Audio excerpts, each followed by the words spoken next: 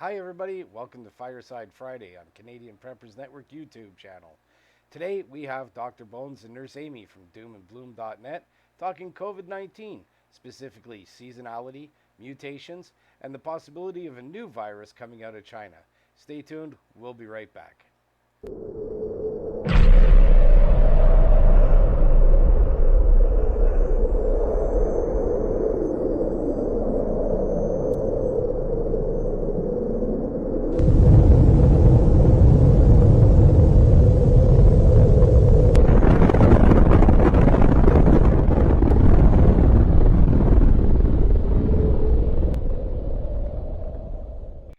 So now we're back with Dr. Bones and Nurse Amy from doomandbloom.net.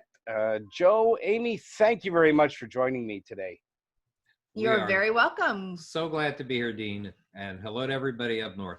Thank you. Thank you. This is actually the first official video, other than the introduction, going out on the YouTube channel. So, I mean, hey, thanks for taking my YouTube virginity. We're number one. I mean, the video's number one. Okay. Look, today we wanted to talk a little bit more about COVID 19. We are, about the 4-month mark, I think, of the quote unquote official global pandemic. I think it started a little bit more before the World Health Organization claimed it did, but hey, they're the official body, so I guess we'll deal with what they say. The first thing that usually comes up is that there's a seasonality to flu viruses like this. Now, is there a seasonality to the COVID virus, and should we be expecting an upswing in cases in the near future? Well, you would think that warm weather would suppress the contagion. That's something that happens normally with the influenza virus. But SARS-CoV-2 is just not acting like influenza. As a matter of fact, it's not even acting like some other coronaviruses in its own family of viruses. But down here, as a matter of fact, here we're in South Florida, and the temperature is 95 degrees outside, and high humidity, and indeed we're getting a spate of cases. And in fact, we're in the midst of a wave down here in South Florida, where we live. In fact, I think we're ranked number 2 for cases. I think California is ahead of us, then it's Florida, and then Texas is catching up. That's exactly right. But the thing that people need to know is that this is, for us, a first wave. Now, New York had its first wave earlier, and California had its first wave earlier. Even before that, Seattle had its first wave. And in a country as big as Canada, or a country as big as the United States, you just can't expect everybody's outbreak to occur all at once. That's something that's not going to happen. I've said, by the way, for a long period of time, that we should expect waves and waves of this virus, because this is a kind of virus that acts like the 1918 Spanish flu pandemic, which came in a number of waves. Actually had 3 major waves, in which in each one millions of people actually died. And this is something that we should expect. We should expect several waves of this, and in some circumstances there may be a strain that's more lethal or less lethal, more contagious or less contagious. You know, I've been writing about the COVID-19 since January 7th, when I reported on this mysterious new pneumonia that had been infected 60 people in Wuhan. And I'll tell you, since then, we have seen wave after wave begin in all sorts of different places in the world, not just the United States or Canada, Italy, Spain, all sorts of countries. Russia even has had its waves. And when the bigger the country, the more likely that it's going to be difficult to identify which is the first and which is the second. Right. So I would go ahead. I just want to say that, you know, when alarms went off in places like New York and California, the medical infrastructure should have already had plans in place that should have been ready to deal with this kind of issue. And I'm talking about ventilators and intensive care unit beds, things like that. And the reason why is, well, I can just say a few words. Swine flu, Ebola, Zika, chikungunya, Asian flu, all these viruses that have been epidemics in the past. And when I'm saying in the past, I don't mean the Black Death in 1347. I'm Right. talking about in the last 20 years. We have experienced waves and waves of different types of epidemics that have crossed borders, Mhm. that have locally, I guess, in West Africa with Ebola, but Zika came all the way from French Polynesia to South America. So these things are common. They occur regularly, and we need to be ready for them. And we just weren't ready in terms of having the amount of masks that we need to have. I've always said that if people have been reading my articles, that you know that I've been telling you, always have N95 masks, always have regular surgical masks in your medical storage for survival scenarios. And those folks actually are wearing those masks now, whereas everybody else has had to go with a Scramble. homemade cloth covering or bandana or like this. Right. It's pretty crazy. Yeah. Well, I don't think that was just limited to the United States. I mean, Canada had the same problem when this first started, is the fact that we did not have PPE in storage or nearly enough of it.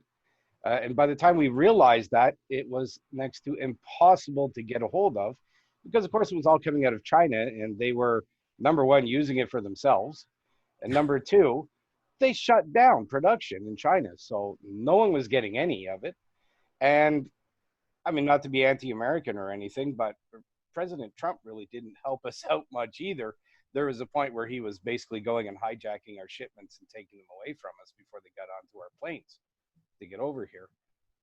But I mean, personally, I had a few N95 respirator masks in stock, and I got them right after the SARS outbreak happened. I said, you know what? It's not the first time this has happened.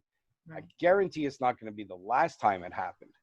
So when this came out, I started wearing the mask when I was out in public, and I found almost right away that I was kind of an outcast. I was getting dirty looks and stuff because our government basically said, don't wear an N95 mask.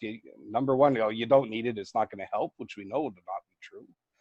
And number two, they didn't have enough to go around for themselves, so they didn't want the general public buying them up. And when you have a government saying stuff like that, people kind of look at you funny when you are wearing them. And people are asking me, why on earth would you have that in the first place?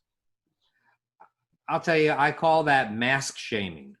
And the truth of the matter is that at least in the United States, the CDC here, the Centers for Disease Control and Prevention, endorsed the idea of home care for those people with COVID-19 that had mild to moderate cases. Now, at the same time, they were saying that the N95s and other commercially made masks should be for medical workers only. The problem is, if the CDC is endorsing Home care, that means that you or some other caregiver in your family is a medical worker. And so there's absolutely no reason that you should have been shamed. And there's absolutely no reason why people shouldn't, even today, look for commercially made surgical masks or even N95s if you can find them, because this thing is not yet over. Right. And basically the N95s and the surgical masks are great for taking care of someone at home. So we all need to have a stockpile of them. So the whole fact of, it doesn't work is not true. They really were just trying to give us a snow job or a BS that, don't buy those, because they were hoarding them. They're still hoarding them.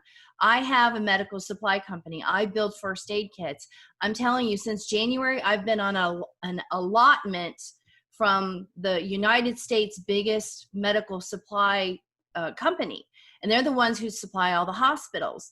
And they got inundated from the government and from all the hospitals. And Amy, the nurse practitioner first aid company, got put at the bottom of the totem pole. And I can't get any. I have gotten 0 since January. I started mid-January trying to get these. And they shut that down right away. And I actually got a letter delineating exactly why we're not getting them and what they said Medline Industries said is that the majority, almost all of masks made in this entire world are made from the Hubei province, which is exactly where the outbreak started. So right at the epicenter of coronavirus or COVID-19 or whatever you want to call it, is where all of the N95s and surgical mask production and manufacturers were all located. So that got shut down. When it started to come back, the Chinese government said, well, we're not going to give them to you. So they have not been shipping them. And these planes that your government and our government and everybody else's government in the whole world were trying to fly out, China was shutting it down. Yeah. Now I've got to say, and they're still hoarding them. I'm so glad she mentioned that, because this is a failure. Now, people may point to the current president as the reason for the failure of the response, but it really it really behooves previous Canadian administrations, current Canadian administrations, past American administrations. They must also take the responsibility for allowing such a vital medical supply to no longer be produced in large quantities in the United States or Canada. Yeah, Right. Obama. That's something Obama actually decreased our stockpiles during his administration. Now, the truth is, when Trump came, someone should have said, hey, by the way, one thing you need to fix also is our stockpile for pandemics. Probably no one mentioned this to him. I haven't seen any evidence that he was told, hey, we're way down and we need to build this back up. It's possible, but it was taken down in Obama's era and not put back up in the past 3 years, which is a shame. Right. Because like a spot fire, everyone had seen these previous epidemics that could have turned into pandemics, and a spot fire can turn into a giant wildfire. Right. And any of those things and any future things, just because we have this pandemic doesn't mean we aren't going to have another one next year, the year after, 6 months after that, 2 years after that. We're not done with pandemics. Viruses don't care that we're in the middle of this lockdown and this freak out mode. They don't care. So there could be another virus 2 days from now that pops up somewhere else and then starts spreading. We're never out of the woods when it comes to viruses. Not until we have an actual infrastructure that allows us to make the various items that are necessary in infectious disease outbreaks in our home countries. Right. So I'm talking about the US, I'm talking about Canada, I'm talking about the failure of previous administrations in the United States and in Canada. And this is something that really needs, I think, to be addressed in the future. Well, I think some companies have switched out to making some PPE locally. I know it's been happening in Canada. I'm sure it's been happening in the US too. You're actually right. Our national strategic stockpile has gone from 43 billion masks to over half a billion. Right. But I will say 43 million to over half a billion. I will say one other thing. It's great to have the aspiration to make those. And we can make some things, like we can make the face shields. We can make, I believe, isolation gowns are not too difficult to produce. The problem is the N95s, the melt blown material that goes in the middle, which is the filtration material to get the really tiny little particles from coming through. Those machines are very expensive. And guess where the machines are made? Not China. Right. Yes. So China is not allowing those very, very special machines. We're talking about machines that blow material, teeny tiny little strings Fabric of it paper back and forth right. in odd positions like this, so that it creates this weave. So it helps with the filtration. That particular material, which is vital to our N95s, is not being given to us. We cannot get the material. We can't get the machines. We can't make the machines here. We just don't have the ability. So hopefully somebody is going to figure out how to make the machines here, figure out all the parts, and then put them together. But can you imagine the cost of one of those machines made in our countries, your country or ours, versus China, where they have practically slave labor over there? Right. They don't hardly pay their laborers anything. It's horrible. but it's going to be very expensive. Sure, It's going to take a while. hundreds of thousands of dollars. And Yeah. another concern about that is a lot of the companies that are making whatever PPE we can here now, these are not new companies that popped up. They are companies that were forced to shut down because of the pandemic and decided, let's do something at least. And the fear is once this is over, and that may take 6 months, a year, 2 years, or whatever, they go, no one needs them anymore. We're going to stop doing that. We're going to go right back to doing what we were doing before. I mean, what is it? General Motors or something switched over to making mechanical respirators. Right. Yeah, once this is over, they're going to go right back to making cars. They're going to get rid of the machinery and they go, problem solved. That was over. That was nice. It helped us through. But that's it. We're not making any more of that stuff now. Well, if they have them for cheap, I'll, have them give me a call. I'll buy one. I'll buy one. And I mean, while we're kind of on the topic of masks and the shaming that was going on, I actually switched to this type of mask and try and get it straight on the camera as soon as I could possibly do that, because my stockpile of N95 respirators is quite low. I didn't have a lot of them to begin with, and I wanted to save them because I know I'm not going to get any, and I've been looking. I'm not going to get any more. And my fiance actually works in the healthcare environment, and that's a very huge risk. I mean, she regular tests for COVID-19, which to date they've all been negative, which is great. Thank But goodness. at any given time, I may have a household case here to take care of where I'm going to need those masks. So a very quick switch over to something washable and reusable, just to save as much as they can of those N95s. But even this mask took like a month to come in, ordering off of Amazon. Amazing. So they're not, I was glad to have what I had, but I was getting nervous that I was running through them way too quickly. Earlier you had mentioned, I wanted to kind of touch on that topic again of new viruses coming up. There has been talk of a new virus coming out of China, and the talk didn't last long, and I'm wondering where it kind of went.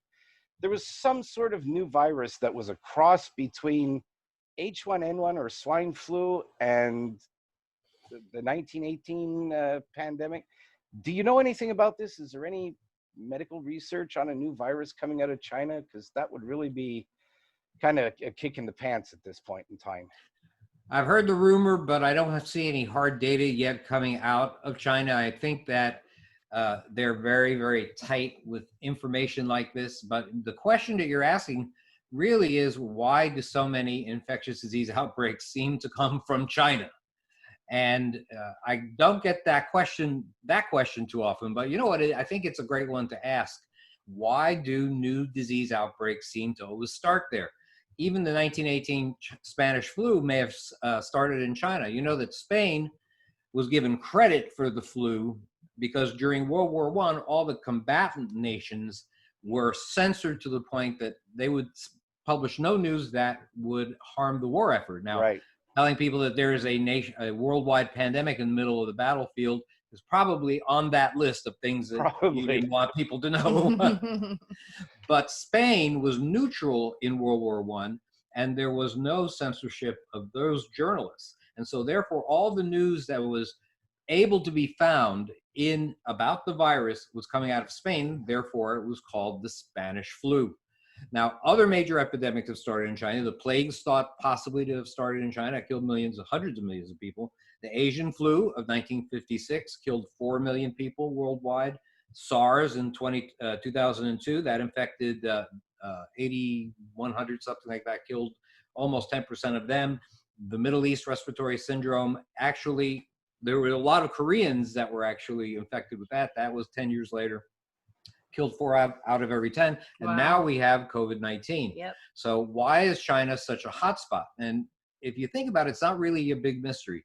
It's a very concentrated population, many people, extended families living in maybe 700 square feet, including grandparents and grandchildren and, the whole, maybe cousins, things like that. Then you have, the consumption, the presence and the consumption of a lot of what we would consider strange edibles. Weird food, weird meats, weird animals, just things that we would never consider eating. Right. Unusual species of animals that are potential reservoirs for disease, like bats, which harbor SARS-CoV-2, and they butcher and eat them without strict protocols on good hygiene. I mean, it's a recipe for spitting out viruses of this type. Places like Wuhan are just cradles for this type of thing. Yep. Lots of livestock farming, poultry and pigs, limited sanitation, lax oversight. So, and all these animals in the same areas. Right. They go to wet markets. Right. We're not talking about going to a pig market or going to, a meat market with just, basic cut meats that are in nice little displays that are clean and separated.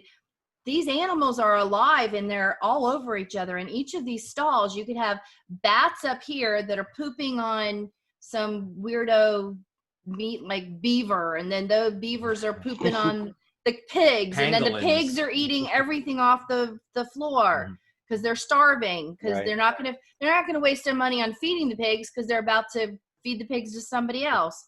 I mean, and they're all just like all over each other, chickens and ducks and wild birds. I mean, and they're all just together. You don't see that in America. We don't do that.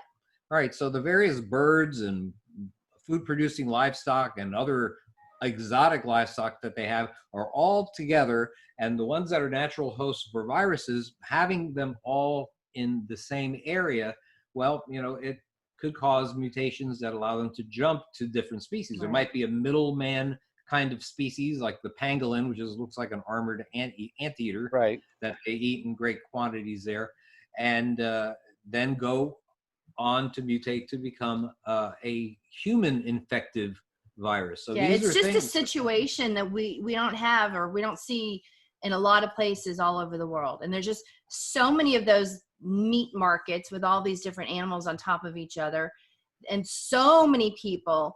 It's like a petri dish, of just people and diseases and different animals all together and just easily moving from person to person. I think I've seen one bat in my entire life, and it was sick on a dock in, where was it? It was in Montana. Yeah. It was in Montana. A dock of the lake. Yeah. Yeah. I mean, that's the only time I've ever even seen a bat. And these people who live out there see them every time they go to the market. Right. Right. And bats are big carriers of viruses. Right. They are. They don't get sick, but they got a lot of viruses in them. Right. You take an environment like that and you add into almost instantaneous worldwide travel, and you have a recipe for disaster like we're seeing now. Yeah, absolutely true. But you did just touch on mutations a little bit, and that actually brings me to another question. We've heard a lot about new strains of this virus. Now, how often do mutations happen, and what is that going to mean in terms of A, transmissibility, or B, developing treatments or vaccines? Like, how do you keep up with different strains while you're trying to create a vaccine and take care of this? Well, let's talk a little bit about viruses. Viruses obviously have genetic material. The material is RNA or DNA, just like humans. Some viruses, like the ones that cause COVID-19, these are what we call RNA viruses. And there are others that are DNA viruses. Humans have both DNA and RNA, but viruses will have only one or the other in almost all cases. So let's talk about coronaviruses and other RNA viruses. There are a lot of them. RNA viruses have a much higher mutation rate than most DNA viruses. And the reason why is because their mutation rate is so fast that it causes errors to be made as you are reproducing them. As you are sort of stamping out new ones, you are causing basically occasional errors to happen. And those errors become mutations. And we're going to call this an old photocopier. Yes, there you go. It just doesn't do a good job. Right, you get that old photocopier and suddenly you're missing parts of letters and there's weird lines where there's not supposed to be, and it skips a paragraph and shifts the letters off to the side. It's just a real bad photocopier.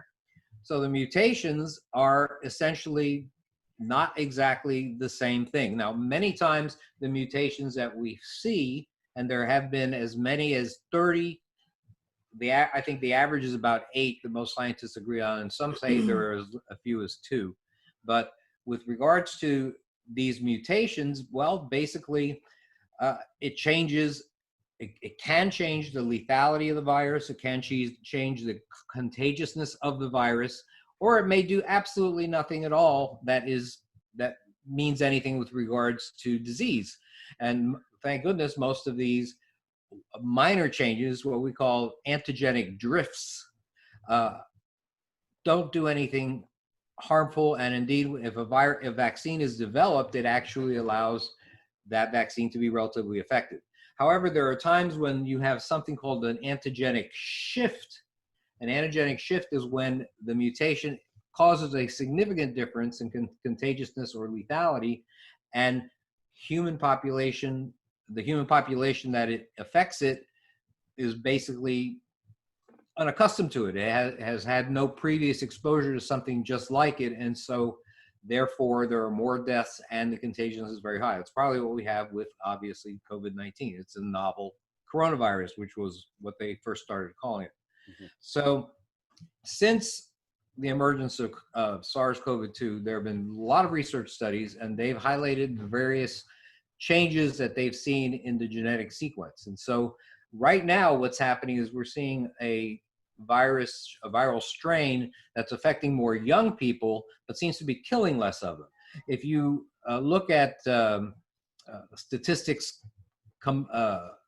sites like worldometers.info, they used to show, with regards to the active cases of COVID-19, they would show about a 5 to 6% serious or critical condition rate among active cases. In other words, 5 to 6% of people are in the hospital, maybe on ventilators, things like that.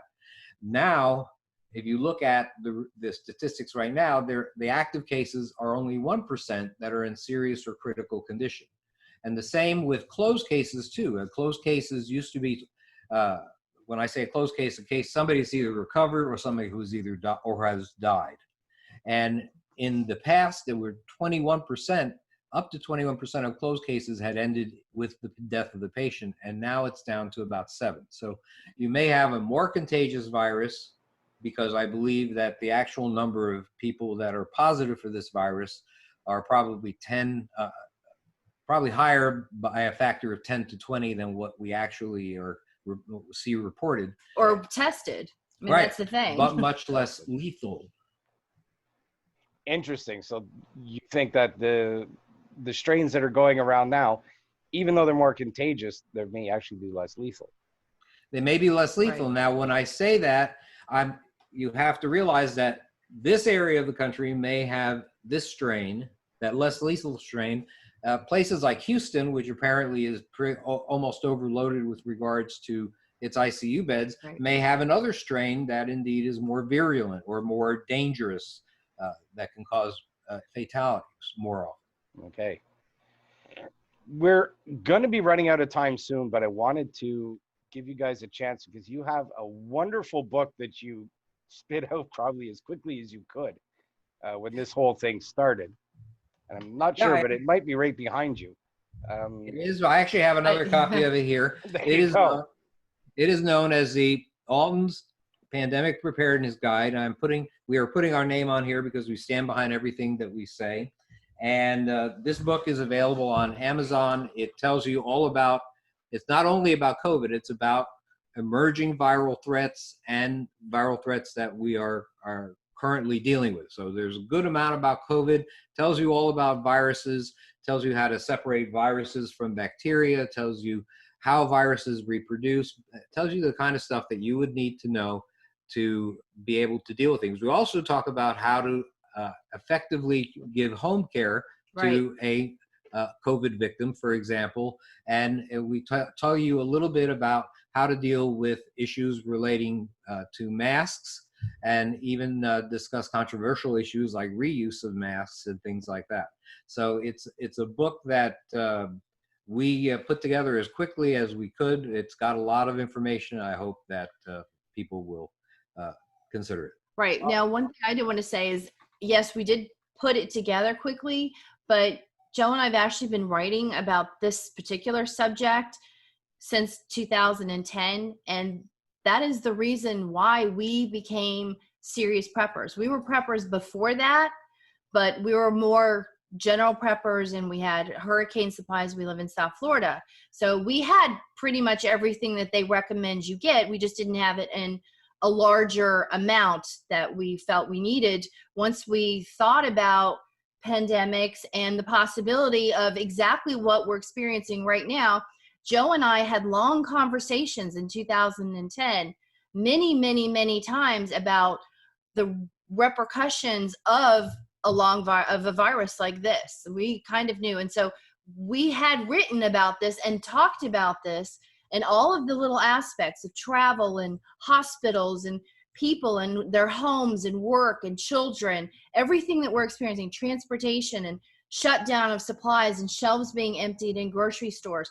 We talked about this. So he's written about this for 10 years. So when we had to put the book together, it was very easy for us because all we had to do was pull old articles and sort of, organize them. And then, of course, research this brand new virus that's hit us and try to figure out, some strategies for that. But it's general pandemic, and it can be a pandemic that happens in 10 years and still be a book that you want to have. If you go to our website at Doom and Bloom, not Doom and Gloom, Doom and Bloom, like flowers. .net, you'll find over 1,200 articles on all sorts of different topics on medical preparedness, and a lot of them actually indeed address not only COVID but all sorts of different viral issues over the years.